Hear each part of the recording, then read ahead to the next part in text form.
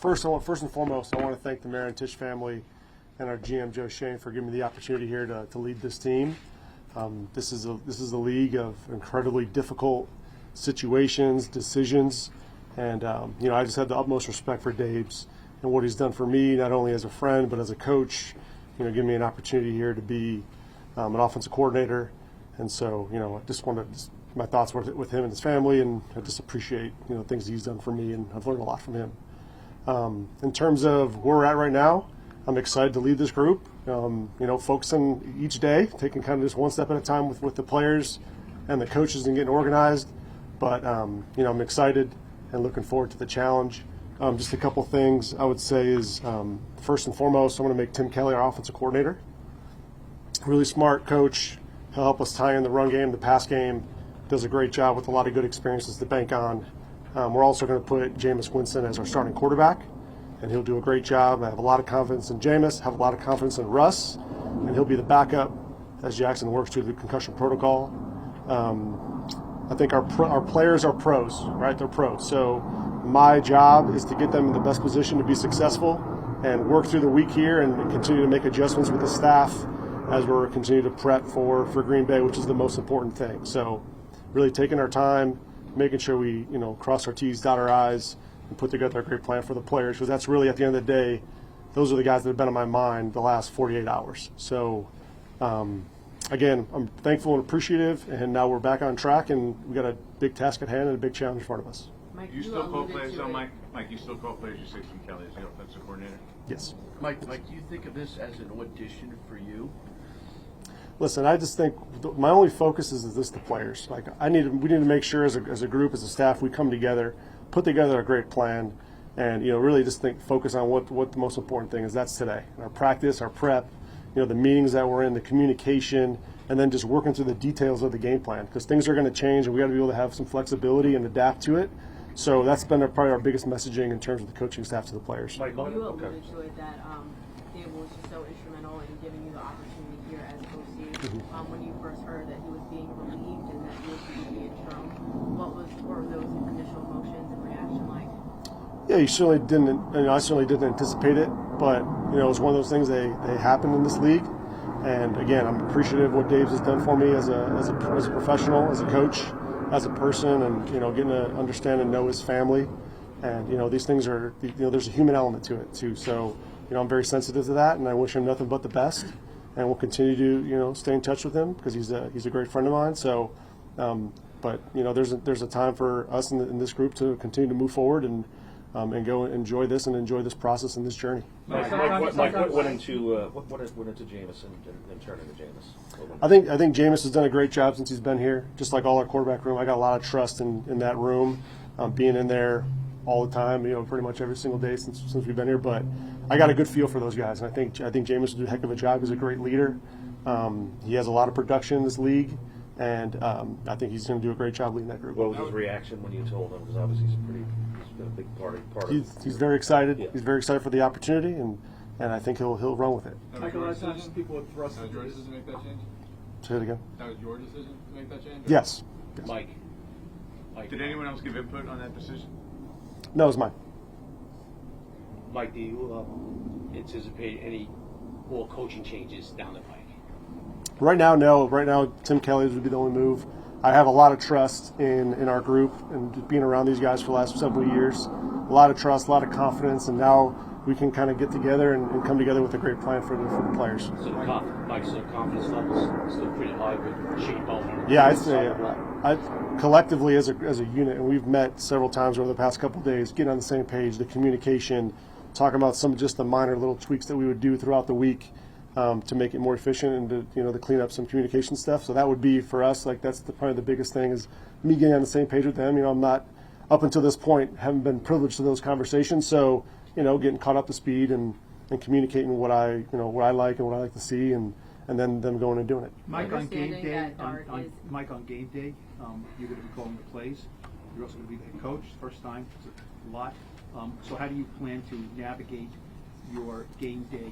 You need a right-hand man because you can't do everything at once. Yeah, we have a great team upstairs in the box with Ty and Cade doing a great job of communicating that And just like we talked through it throughout the rest of the week, just going through our plan for how we're going to manage the game, fourth down decisions, timeouts, challenges, all of those things that, we talked throughout the training camp. But now that I'm the decision maker, that will be just kind of ramped up a little bit more. We have to, spend a little bit more time on it. But that's really all it is, just the communication aspect of it and talking through how we want to handle this game particularly. There's a lot of factors that could roll up into it, whether it's the weather, whether it's the time on the clock, timeouts, the opponent you're going against, which is going to be a great challenge. Mike, Understanding that Dart is in the protocol right now, when he does come back, how much of a priority is it to, with the great ability that he has to extend plays with his legs, to get him to slide and be less injury susceptible? Yep, just like you said, Jackson's still in the protocol.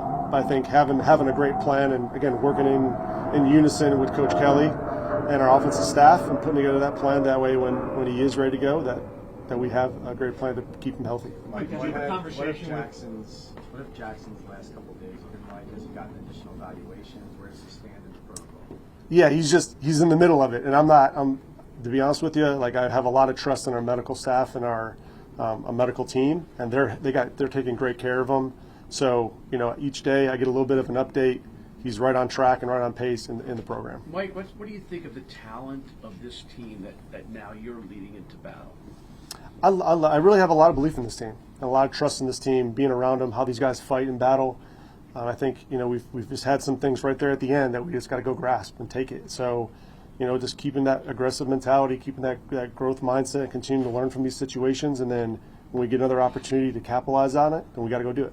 Mike, a lot of times people are thrust into this sort of a role, and maybe they're not ready for it. You've obviously thought about being a head coach for a few off seasons now. What makes you think you're ready for this?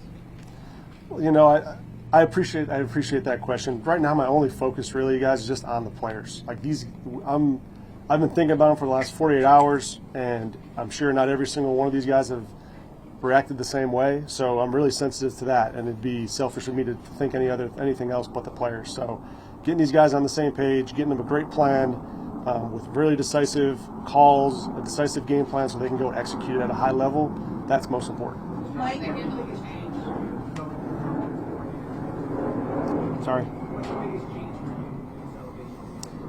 Yeah, you certainly have a few more meetings. The scheduling of stuff, and just there's a lot of details that go into it that you have to make sure you make a good decision on, a well thought out decision, and not just take it for granted. You want to be able to set up the player. It's all built around the guys. How are we getting them to maximize the most amount of football time, the most amount of rest so they can have their bodies to be fresh, and then the most efficient way to get the game plan so they can go out and play. So just as going through it and being with a couple, leaning on mentors and leaning on people in my past and putting together a plan and talking with the experts that we have already on the team, what the best way to approach that is, that's what I've been kind of dealing with the last couple of days. Mike, personnel-wise, do you expect any other significant changes as you move forward here?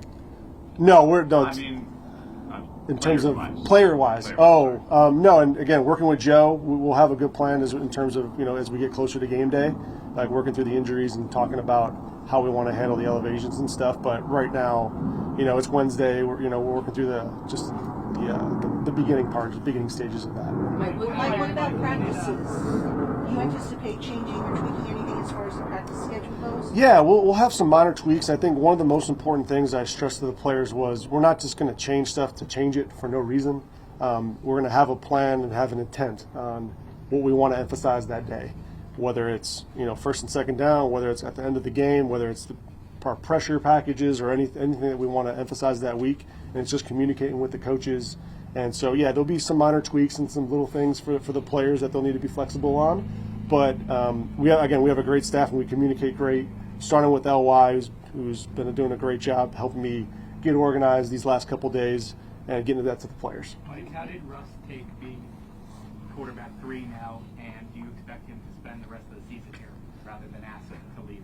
Yeah, no, Russ is a true pro. Russ is a true pro, and I know he's been through a couple tough things, and listen, the way he responds is unbelievable. I have a ton of respect for Russ, and again, he's probably going to be the backup this week. He's one play away, just like he was last week, and so we need him, and he's a crucial part of our offense. He's a crucial part of our unit and our group and our leadership group.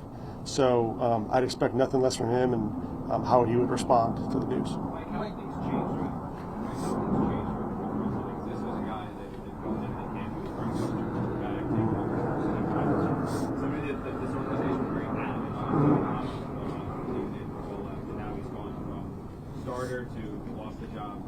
Jaxson, and now he's lost the job to James as well.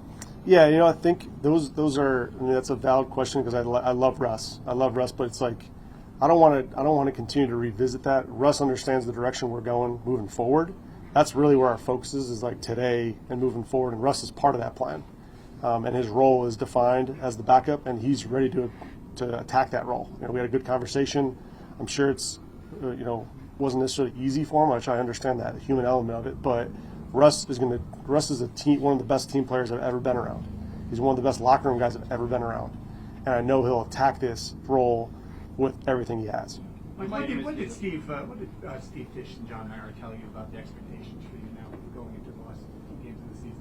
Yeah, it was a great conversation. I'll leave it privately between us, but it was a great conversation, and it was cool to kind of talk through a little bit of my plan, and I'll go implement it and put it in place. Mike, Will James be the backup the rest of the year? Mike, will James be the backup the rest of the year when Jackson's out? We're just going to, for this week, this is where it's at, and we'll just evaluate it. I think Jaxson, he's in the protocol. We'll make that decision and go through it. But right now, we're just going to live in this week and live in just today. You know, I'm trying to just, you get into this role, and there's a lot of things going on. You don't want to get yourself too far overextended into the future. You want to just make sure that we're ready and prepared for today, get the things going, and start getting prepared for the rest of the remainder of this week. And because we have a huge challenge. I mean, I understand why you're asking that, but there's some other things that we got to make sure we get accomplished before we get to that point. Mike, What do you hope on 1 o'clock kickoff on Sunday? Say that again. What do you hope at 1 o'clock kickoff on Sunday that the fans see from this team that maybe they haven't seen before with you at the helm now? Yeah, that's great. I think again we are focused on today. And I want to make sure our players understand that. We don't play the game today, so our guys are going to be prepared. Where we're at today is in first, second down. We're talking through the first, second down blitzes, the run game, the pass game. We're talking about what our strengths and weaknesses going into this game are going to be and how we're going to attack the other crew in the Green Bay Packers. So it's going to be a great challenge. We're just taking it day by day, and I think that's what's most important. Our guys got to live in this moment right now, and then we'll put them again in another plan, and we'll be able to attack that tomorrow. Mike, what do you think, Mike? Obviously, it was such a big defensive battle. What did you see in Michael Parsons and that that whole unit that just made the battle in the trenches so? Yeah, it's a great unit. All three phases. They have talented players everywhere. Micah particularly. Gary, those guys stand out because of the sack production, but their defenses are really they're well coached. They're very aggressive, and they know how to rush the passer. And it's a tough group. So I think it's a great challenge for us and our offensive staff. It'll be a great challenge for our special teams unit and our defensive units as well. And I think our coaches I know our coaches are doing a hell of a job prepping for this and getting our guys ready.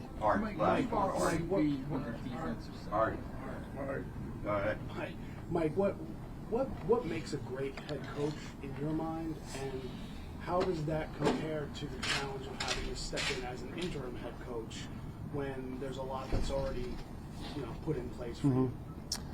I think the best head coaches I've been around are guys that are confident, poised, have a direction, have a plan, and then go execute the plan.